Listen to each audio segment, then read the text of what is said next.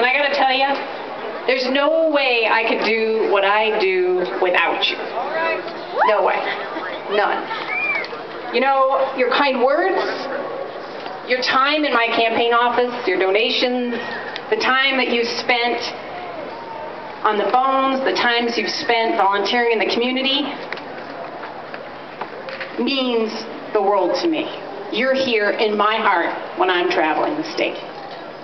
And I gotta tell you, I'm here to celebrate a lot today, because I know it's not easy to be gay or transgender in the state of Idaho. In fact, it isn't always easy to be bisexual in our community, because a lot of folks forget that people fall in love with people. Right? Yeah. But when I travel, I have been seeing some amazing things. I spent some time in Idaho Falls lately.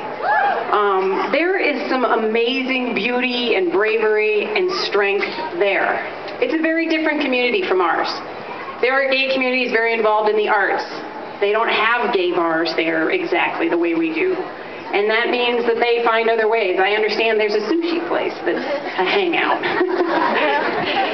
And I went into a bathroom of a bar that was not a gay bar, and there's a giant... How many of you follow me on Facebook? Our friends. Friend me, darn it.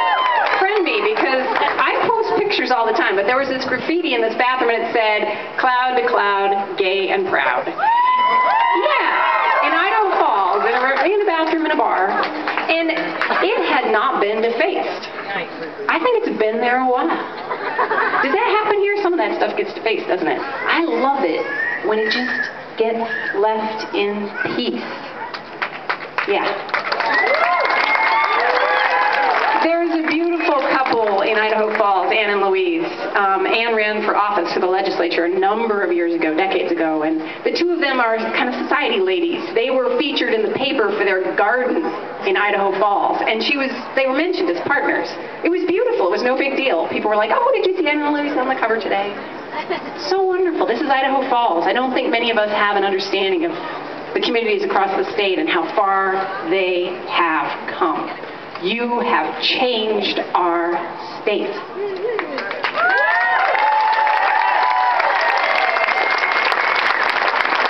Now, I think you all know there are some pioneers who came before us, some pretty brave, beautiful, strong people. Like in the 1970s, there were 7 policewomen who were accused of being lesbians because somebody had tapped the phone they used to make calls home. Yow. And they sued the police department to get their jobs back. And they won. That was in the 1970s here in Idaho. In 1990, we had our first Pride Parade, and John Hummel, Brian Burkus, Mary Evelyn Smith, Javier Smith, Doug Flanders, a ton of folks decided not to do as some recommended and put bags over their head as they did the first Pride Parade, but they walked bravely and beautifully down this route. Yeah. In 1994, an amazing array of people defeated the state's first and only anti-gay ballot initiative. People made calls to voters. They made donations. And our state, this state, defeated an anti-gay initiative when no one thought we could. We had great people like Peter Moyle, an ally who stood up in Idaho Public Television and insisted on airing It's Elementary, which talked about ways and how it is important to acknowledge the existence of gay and lesbian and bisexual transgender people when we're in our schools. A tough thing to do, and he faced a lot of consequences. The legislature tried to gut his budget over that, and he stood strong. Peter Moyle.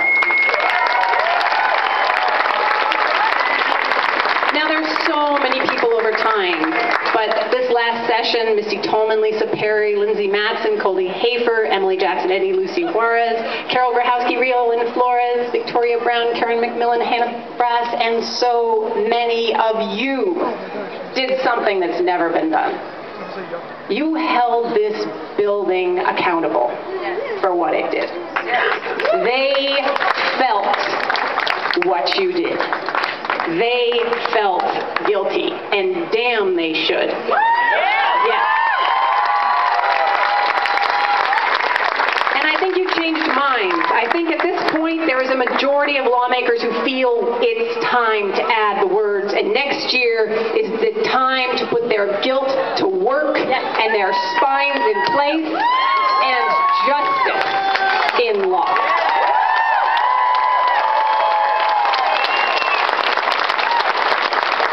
So I want to celebrate all you beautiful, brave, strong, fabulous people, including those of you who face violence and are finding inside yourselves and in this community the love to get up and go out there and live your lives again. No one has the power to take our safety, security, and our trust from us. We stand together, and we can't ever stay silent when someone faces a wrong. That's wrong. We can't. We have to be strong. We have to report violence and hate crimes because there have been too many of them. We have to be safe. We have to watch out for each other when it's dark, and we have to demand better support from city officials. It's my understanding the mayor has yet to make a public statement against the hate crimes, and it's time he did.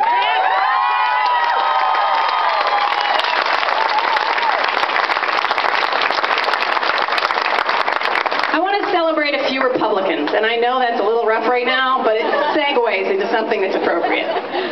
You know, we had Robbie King-Barusha and Sheila Sorensen, who stood in the way of a domestic violence bill that was going to take out protections for gay couples, for young gay couples who were in domestic violence situations. And they turned that bill around and stopped it. And that was in the, I think in the 90s. And you know, little acts of courage like that, like the 14 members of the Senate who stood up and stopped the constitutional amendment to ban not only gay marriage, but domestic partnerships, civil unions, and anything that pretty much smells like marriage. Yes, we now ban that in our Constitution, thanks to what happened shortly after. Because there was a time when Republicans stood with us, for us, did not all rush to try to win elections by driving cool policy into our lives. There once was a time when they stuck with us, in here, in Idaho, in this building. But unfortunately, where there once were brave men and women, today Republican policymakers all sit silent while good people are hurt. Good people live in fear every day at our jobs, in people's apartments, at school, every day in our state, because they sat silent. That's not okay. Now we've got our members in Congress and in the Senate, Mike Crapo, Jim Risch, Mike Simpson. Mike Simpson's my opponent. Every one of them have voted against every one of those bills that was mentioned in Barack Obama's speech. Against the Matthew Shepard's Hate Crimes Act, which would keep us safe in our communities. Against ENDA, Ending Employment Discrimination on the national level. They voted against these bills. We can do a lot better than that, Idaho. I think we can.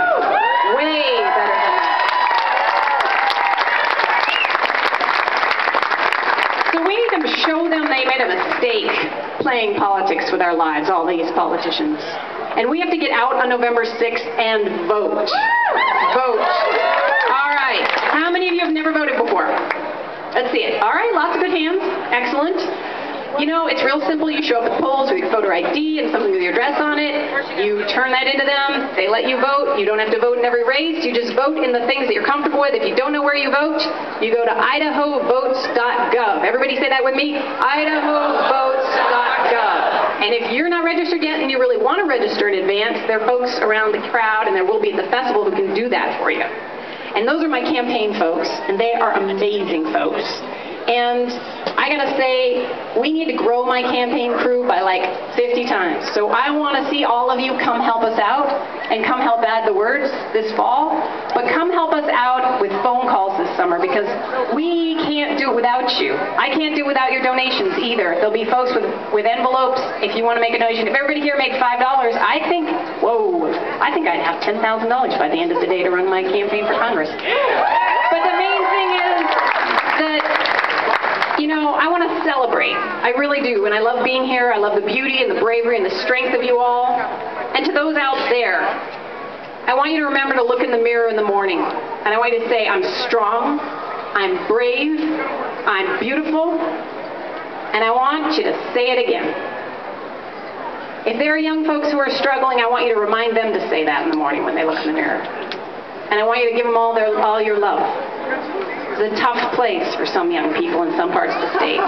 So to those who fell in love out there, those of you who fell in love, but sadly the gender of the person you love forces you or forced you to lose family, maybe friends, forces you to feel for a time like an outcast, alone, judged, know that you're not alone. And make sure others know they're not alone. There's a lot of love here. Yeah? Yeah? There is. So for those of you who live every day as your fabulous selves in the place of your gender where you're comfortable, you rock.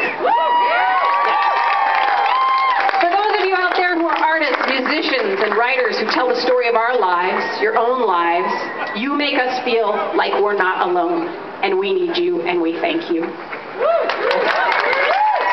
To those who stand up for us and with us and organize and volunteer and make our community better and make Idaho better and work to add the words, thank you. And to our allies who are here, our family, friends, co-workers, classmates and neighbors who are here, and to Mormons Building Bridges, fabulous LDS folks who are marching with us today. You know how much we need you. We can't do it without you. We're so glad you're here. And so today, finally, with so much love and so much determination, we have to go forward. We've got a long road these next 6 months until the election and until the next legislative session. And we need you organizing Add the Words so it makes change, and you getting involved and getting others to vote. Because together, walking side by side in all of our multicolored glory, I believe in your strength and count on your bravery in being leaders and volunteers and voters, because together we can make this country better for the next generation, for each other and those like us. All of you, all your beautiful, fabulous, together selves, we can live in peace.